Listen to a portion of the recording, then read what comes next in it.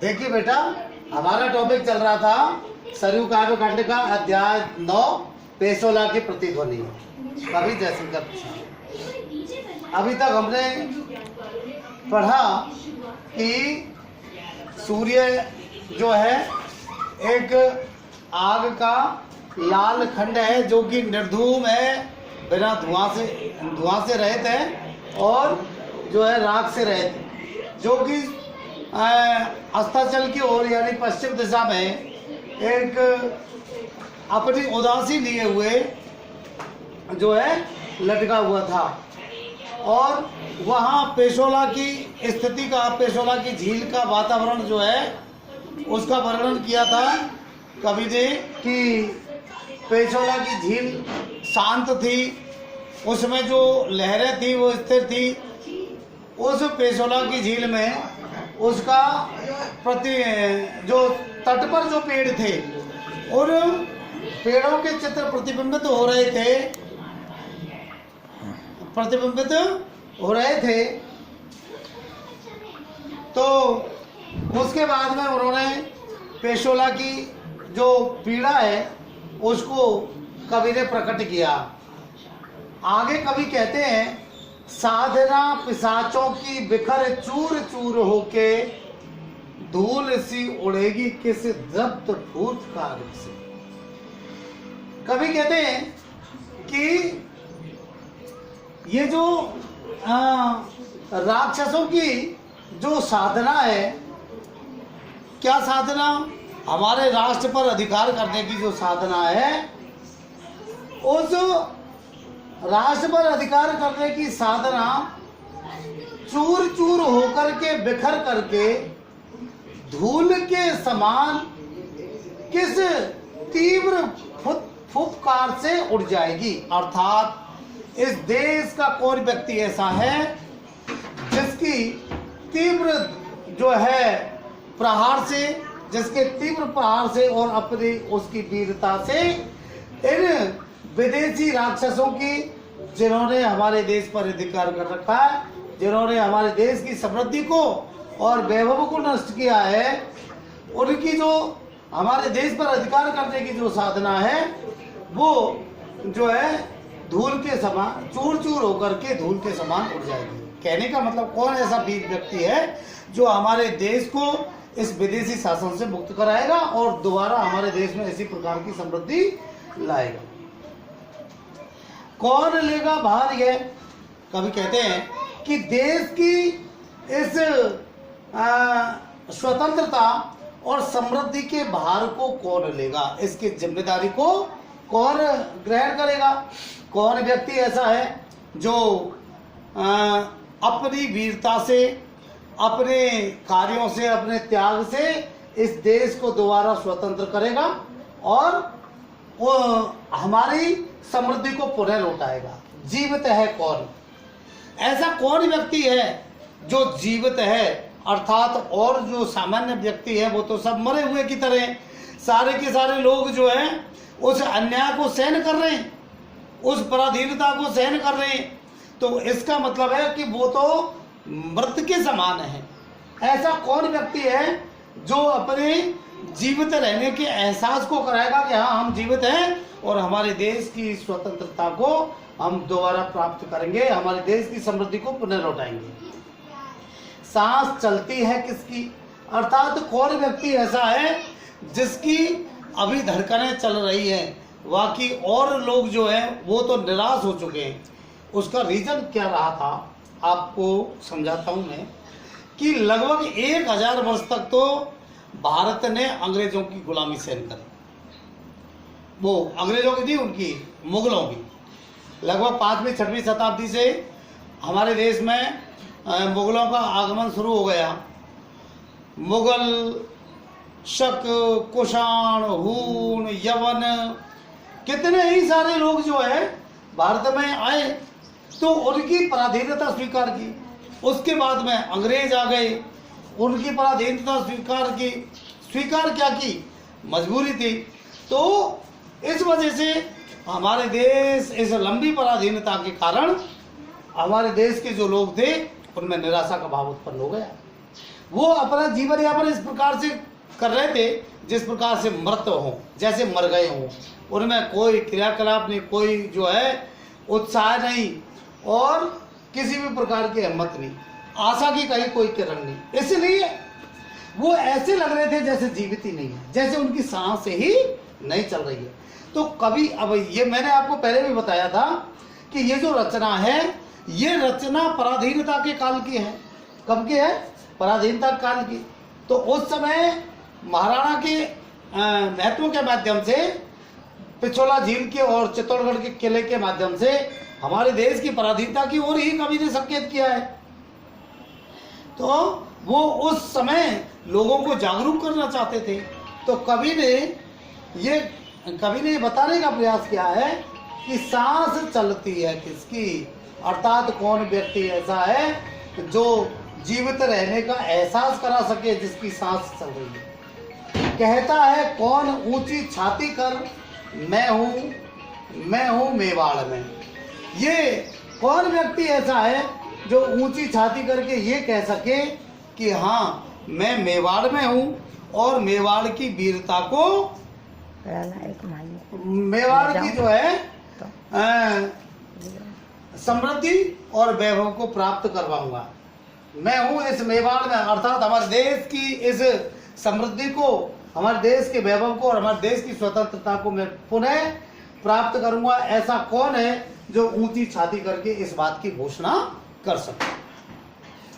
अरावली श्रृंगसा समुन्नत सिर किसका, ऐसा कौन व्यक्ति है जिसका अरावली पर्वत जो है उसकी चोटी के समान ऊंचा सिर है, अर्थात गर्व से और स्वाभिमान से जो अपने सिर को ऊंचा रख सके, जिसमें हमारे देश की स्वतंत्रता का गर्व हो, स्वाभिमान हो, ऐसा ऊंचा सिर जो रख सके, भला ऐसा कौन व्यक्ति है? बोलो कोई बोलो, अरे तुम सब क्या मृत हो। कवि कहते हैं कि अरे कोई तो बोलो, कोई तो ये बताओ कि हम हमारे देश की जो है समृद्धि को मैं प्राप्त करूंगा। कोई तो ऐसा व्यक्ति हो। आह इस खेवा की कौन थामता है पतवार ऐसे अंधड़ में। अरे इस देश की जो नौका है, इस नौका की पतवार को ऐसे तीव्र अंधड़ में भला कौन थामेगा। अर्थात अब ये तीव्र अंधड़ किस बात का? पराधीनता की तीव्र आंधी, देशों वो अंग्रेजों के जो है अनेक प्रकार के अत्याचार, आक्रमण, ये इस प्रकार का वातावरण था जिससे देश की जनता भयभीत थी, जिससे देश की जनता जो है अत्यधिक दुखी थी। तो ऐसी पराधीनता की और अत्याचार की, शोषण की तीव्र आंधी आ रही थी। तो अब जिस प्रकार से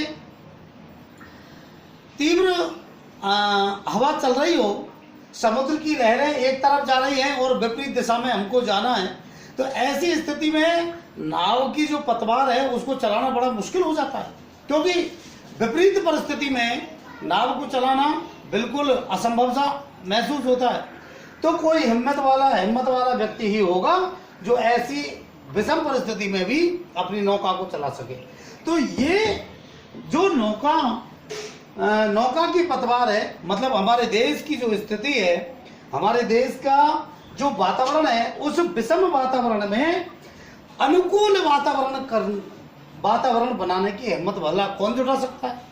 कौन ऐसा व्यक्ति है जो इस विषम परिस्थिति में अनुकूल वातावरण बना पाए? क्योंकि अंग्रेजों के अत्याचार तो अत्यधिक बढ़ रहे थे। भारतीय जनता को गोलियों से भून दिया जाता था, हजारों लाखों लोगों को एक साथ जो है मार दिया जाता था।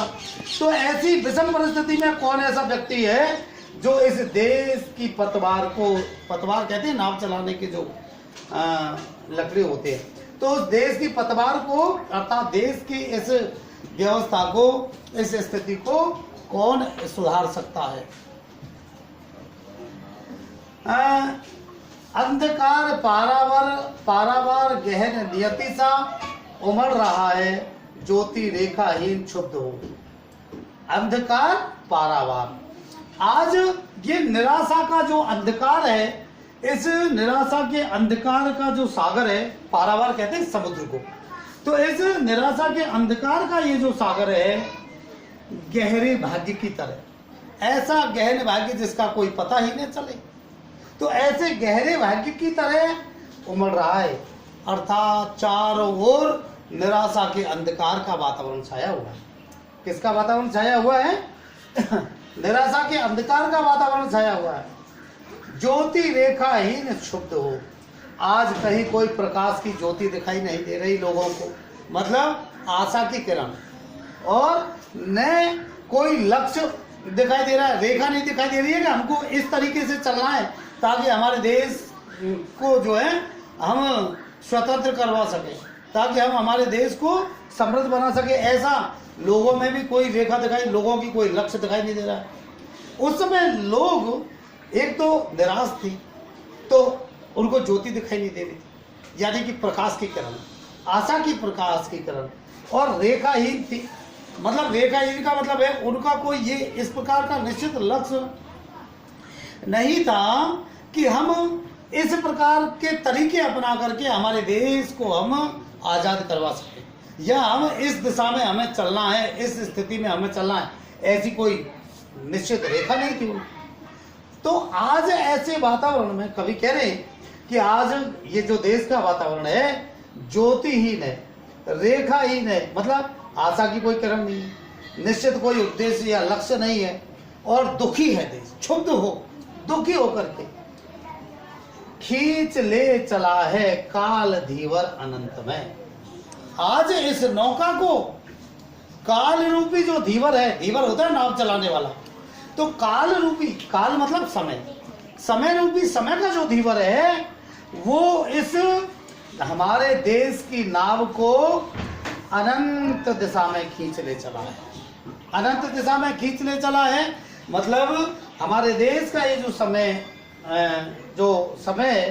जो हमारे देश की स्थिति को इस ओर ले जा रहा है कि जिसका कोई अंत नहीं है, जिसकी कोई निश्चित दिशा नहीं है कि आगे आने वाले समय में हमारे देश की क्या स्थिति होगी। ये उस समय की परिस्थिति है। किस समय की? जब हमारा देश पराधीन था। अब मैंने आपको बताया, देखिए 1937 में मृत्यु हो गई थी कवि की, जयशंकर प्रसाद की, तो 1937 से पहले की ये रचना है, आप समझ सकते हैं 1920 के आसपास की रचना है। तो 1920 के आसपास की रचना आप समझ सकते हैं उस समय कौन कौन से असहयोग और जो है कौन कौन से तरह तरह के आंदोलन हुए थे। तो वो आंदोलन हुए थे उस समय, जलियांवाला बाग हत्याकांड जो है 1919 में हुआ ही था, 13 अप्रैल 1919 को। तो उस समय ऐसा निराशा का वातावरण था, तो देश की निश्चित दिशा दिखाई नहीं दे रही थी कि हमारे देश का भविष्य आगे क्या हो। इसलिए ये जो समय रूपी जो नाव चलाने वाला है हमारे देश की नौका को अनंत दिशा में ले जा रहा है। तो कभी इसी बात को कह रहे हैं कि हमारे देश का भविष्य निश्चित नहीं है कि हमारे देश का भविष्य आगे क्या होगा, किस दिशा में हमारे देश की नौका जाएगी, अर्थात आगे जाकर के क्या होगा, परतंत्र रहेंगे, स्वतंत्र होंगे, या फिर और भी ज़्यादा अत्याचार होंगे, या हम परास्त कर पाएंगे अंग्रेजों को। इसलिए समय का जो धीवर है वो हमारे देश की नौका को अनंत दिशा में खींच करके ले जा रहा है। सांस सफरी सी अटकी है किसकी आशा में। आज हमारे देश के लोगों की जो सांस है वो मछली की तरह, सफरी कहते हैं मछली को, तो हमारे देश के लोगों की जो सांस है वो मछली के समान किसकी आशा में अटकी हुई है कि कौन व्यक्ति ऐसा होगा जो हमारे देश को स्वतंत्र करवाएगा, कौन व्यक्ति ऐसा होगा जो हमारे देश की जो स्वतंत्रता है और लोगों की जो पीड़ा और अत्याचार है उस पीड़ा और अत्याचार को समाप्त करेगा। कौन ऐसा व्यक्ति होगा, किसकी आशा में जो है हमारे लोगों की सांसें अटकी हुई हैं, अर्थात कौन है वो व्यक्ति, इस देश में से कौन वो व्यक्ति उत्पन्न होगा जिसकी आशा में हमारे देश के करोड़ों लोगों की सांसें अटकी हुई हैं। आज भी पेशोला के तरल जल मंडलों में वही शब्द घूमता सा गूंजता विकल है। आज भी इस पेशोला झील के जो तरल जलमंडल हैं जो जल की लहरें हैं, तरंगे हैं, उस जल का जो क्षेत्र है, उनमें वही महाराणा प्रताप का जो व्याकुल स्वर है वो गूंजता सा दिखाई दे रहा है, घूमता सा और गूंजता सा दिखाई दे रहा है कि महाराणा प्रताप का ये व्याकुल स्वर है, व्याकुल स्वर था कि मेरे बाद में कौन ऐसा जिम्मेदार उत्तराधिकारी होगा जो हमारे देश की स्वतंत्रता को संभालेगा, जो हमारे साम्राज्य को पुनः प्राप्त करेगा, जो हमारे देश की समृद्धि को पुनः लौटा सकेगा। तो महाराणा, आज अंग्रेजों के शासनकाल में भी वही स्थिति थी कि महाराणा का वही शब्द जो है गूंजता सा और घूमता सा व्याकुल दिखाई दे रहा है इस पेशोला झील के तरल जलमंडल में, किंतु वह ध्वनि कहाँ। लेकिन जो महाराणा प्रताप के स्वर में जो ध्वनि थी, जो तीव्रता थी, जो ताकत थी, वो ध्वनि आज कहीं दिखाई नहीं दे रही। गौरव सी काया पड़ी माया है प्रताप की।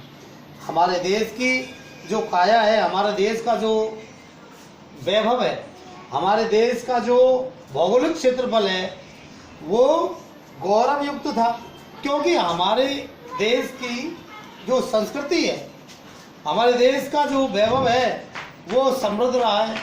हमारे देश की समृद्धि ऐसी रही है कि इसको लोग सोने की चिड़िया कहा करते थे विदेशों में, इतना वैभव था। और गौरव तो यहाँ से एक महापुरुष उत्पन्न हुए। हर क्षेत्र में आप राजाओं को देख लीजिए, ऋषियों को देख लीजिए, सामान्य व्यक्तियों को देख लीजिए, हमारे देश में गौरव प्राप्त करने के जो कार्य हैं उनके एक से तगड़े एक उदाहरण हमारे देश में देख लीजिए।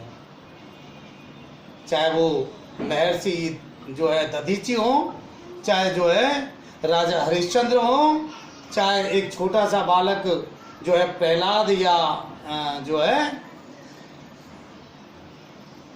प्रहलाद जैसा बालक हो, एक सामान्य व्यक्ति हो, सबरी जैसी महिला भक्त हो, तो श्री और धर्म की भी यहाँ उच्च कोटि से और उच्च स्तर की स्थिति रही है। तो इसलिए हमारे देश का गौरव पूरे विश्व में फैला हुआ है। हमारे देश की जो काया है, हमारे देश का जो शरीर है, ये गौरव से युक्त शरीर है। समृद्धि, वैभव, उच्चता और महानता और जो है अच्छे विचार और अच्छी सोच, ये सब से ही गौरव प्राप्त होता है। तो हमारे देश की ये जो काया है, हमारे देश का जो क्षेत्रफल है, गौरव सी काया थी, पड़ी है माया में। आज इस माया बंधन में पड़ी है प्रताप की। तो आज यही काया माया में पड़ी है, और ये प्रताप का वैभव था उस साम्राज्य में, वह भी माया आज, वह भी काया उसके साम्राज्य की, चित्तौड़गढ़ के साम्राज्य की काया भी आज माया में पड़ी हुई है, अर्थात बंधनों में पड़ी हुई है। वही मेवाड़ है, आज भी वही मेवाड़ है जो महाराणा प्रताप के समय था।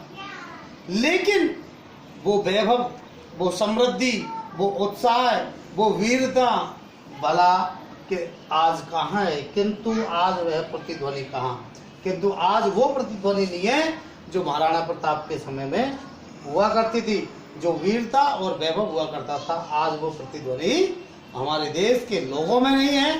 तो इस प्रकार से कवि ने जो है महाराणा प्रताप के चित्तौड़गढ़ के किले के पिछोला झील के माध्यम से अंग्रेजी शासन के समय की जनता को जगाने का पूर्ण प्रयास किया है। इसमें उपमा, रूपक, आक्षेप, अनुप्रास आदि अलंकारों का सुंदर प्रयोग हुआ है। जहाँ भी ये सी लगा हुआ है वहाँ उपमा अलंकार है, ठीक है ना। सांस सफरी में रूपक अलंकार है, सफरी सी, सांस सफरी सी में उपमा है, गौरव सी में उपमा है। इसी प्रकार से जो है